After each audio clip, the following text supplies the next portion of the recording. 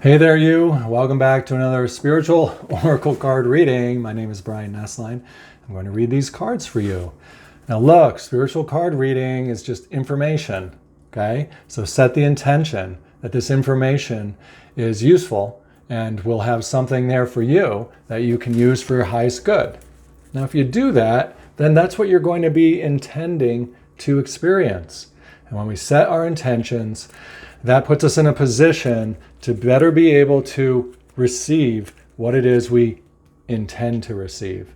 So, pause, take a breath, let's get quiet, let's get into that space and set our intention to see what we're going to see for our highest good. I'm seeing it at the same time you are. The control card comes out. Why? Because we're able to control what's coming towards us just by setting our intentions, like we're talking about. And you can see here that this is all about the green heart chakra and the yellow solar plexus joy. Let's talk about that. The green heart chakra is our spiritual identity. If we're going to rise above the black and white world or come out of this black and white duality where there's good and bad going on or where there's a lot of insecurity, then we're going to need to identify as a spiritual being having a human experience. And that's what the green heart chakra is all about. It's the part of us that we would describe as the center of our spirit. Now, the joy, or the yellow over around here, that solar plexus color is representing us as a spirit looking for the joyful things that we want to see in our world. And that's why we're setting our intention not to see crappity crap things or scary things, but set your intention to see things that are helpful or useful or absolutely good. That way you're going to be in control over the way that the light, look at all the light, how it comes in, the way that the light brings the information to you. And that way you're going to really be a person who is in the fellowship of the light, who is receiving through that, kind of like that data flow of light. It's carrying the data to you, and it's going to be focused, as you can see right here by this point. It's going to be focused into a space that is going to be what you're looking for.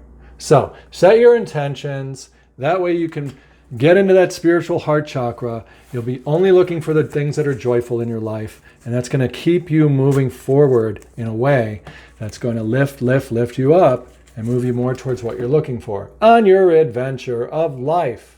And here you are as a little girl. Why? As that little emotional, vulnerable being in the world, which, we are. In this little black and white world, it can get a little scary. It can get a little weird. Oh my God. So we want to make sure that we are able to really make friends with this green heart chakra. You can see it around the outside here, and the rainbow variety of the white light, so that we're not concerned so much about a black and white world or two powers fighting or running away from something that we're afraid of. None of that. We want to walk boldly into that light adventure. Now look, you can see here that she is wearing her blue dress. Why? That is the throat chakra blue. That is going to be us using our words to set our intentions as we walk into the light. And that's going to give us all that beautiful control. But it's also going to give us, as this little girl, is going to give us this emotional, creative experience of abstract awe and wonder as we go on our adventure. Because we want to make sure that we're not so rigid. We want to also be like a child again, to enter into this kingdom of the light of anything good is possible. So go up in here, know your spiritual identity, then kind of let go after you set your intention. Then go as that vulnerable child into the world and know that it is a great adventure, just like when we were little kids. Look for the curiosities, look for the awe and wonders, look for the little surprises. And as that happens, what's going to occur is you're going to feel that flow of that light coming through your body, coming through your mind. It's like a little tingle. It's like a little fire inside. And what it does really is it clears out any of our negative associations. It'll redefine a lot of our memories, and it will pull all together strength that we can use on this burden, the burden of going through our life. You can see it here. Us as the spiritual being is together with our personal self as we are going up the mountain of life. And it can get a little bit strugglesome, right? Going up this mountain. And we can get a little weary as we're doing this. But the more that we can identify as the heart chakra, you can see it again here, the green heart chakra, you can see it with the gloves and with the hat. The more we identify as that spiritual heart chakra, the stronger we're going to be able to be to carry our personal self up the mountain when it's tough. And the better opportunity we're going to have to be that little child as we go through the fun parts of this world. And that's what we really want, is we want it to be more and more balanced as playfulness. Not always hard work, not always exhaustion, but playfulness, curiosity, awe, and wonder. And look how it all can combine. One part control, another part letting go, always knowing which way the weather vane is pointed so that we are setting our intentions and setting off on our path the best we can to find the beautiful things we're looking for. Let's pull another card and see where we're at this point in the reading. Oh, we are now going to find that this shadow self, the part of us that is like that burden, you can see it down here, that the mountain and the burden and the struggles, those things are all going to start to become colorized by the rainbow if we can continue to bring in the playfulness of the child.